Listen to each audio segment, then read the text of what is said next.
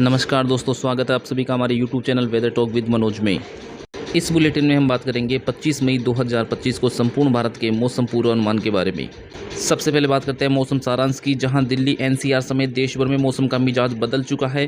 फिर एक बार कई राज्यों में भीषण गर्मी का सिलसिला भी शुरू हो चुका है, तो कुछ राज्यों में मानसून की एंट्री हो चुकी है। और ये सबसे बड़ी खबर है दोस्तों कि केरल में मानसून की एंट्री हो चुकी है। भारत की मुख्य भूमि पर मानसून पहुंच चुका है। आज 24 मई को भारतीय मुख्य भूमि केरल पर मानसून की एंट्री हो चुकी है। और लगभग 8 दिन पहले, समय से लगभग 8 दिन पहले, जहां मानसून 1 जून को केरल की मुख्य भूमि पर पहुंचता है, वहां 8 दिन पहले 24 मई को भारत की मुख्य भूमि पर मानसून पहुंच चुका है। और 16 साल बाद ऐसा हुआ है। इससे पहले 2009 में भारत की मुख्य भूमि पर 1 जून से पहले मानसून की एंट्री हो चुकी थी, जिसके चलते दक्षिण भारत सहित अधिकांश राज्यों में मौसम संबंधी गतिविधियां देखने को मिल रही है।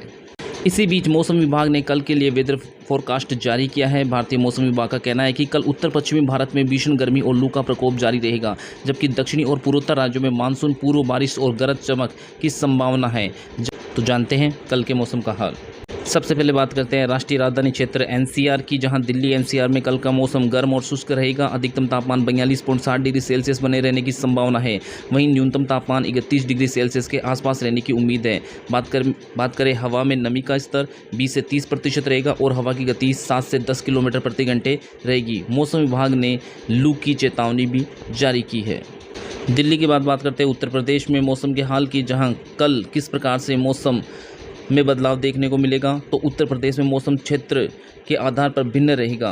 पूर्वी उत्तर प्रदेश जैसे लखनऊ, वाराणसी में हल्की से मध्यम बारिश और गरज चमक के साथ 40 से 50 किलोमीटर प्रति घंटे की रफ्तार से तेज हवाएं चलने की संभावना है।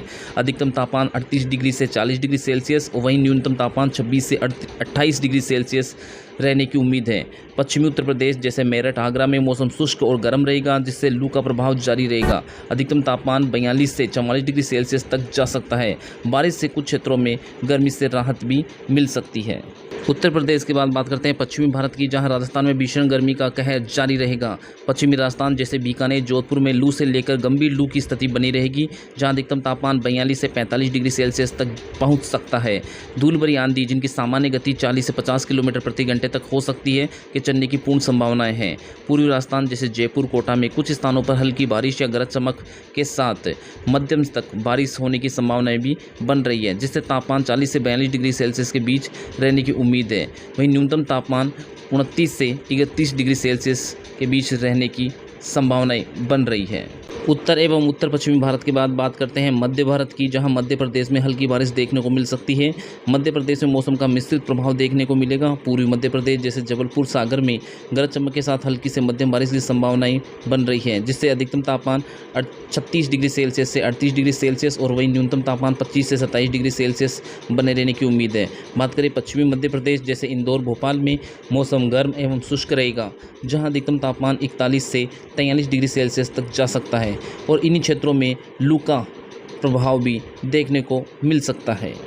मध्य प्रदेश के बाद महाराष्ट्र में बारिश का ऑरेंज अलर्ट जारी किया जा चुका है। महाराष्ट्र में मानसून पूर्व गतिविधियां तेज हो गई है। कोंकण और मध्य महाराष्ट्र में जैसे मुंबई, पुणे, नासिक में भारी से बहुत भारी बारिश की संभावनाएं बन रही है।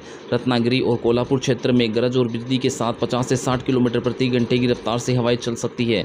वहीं अधिकतम तापमान 32 से 35 डिग्री सेल्सियस और न्यूनतम तापमान 24 से 26 डिग्री सेल्सियस के बीच बने रहने की उम्मीद है।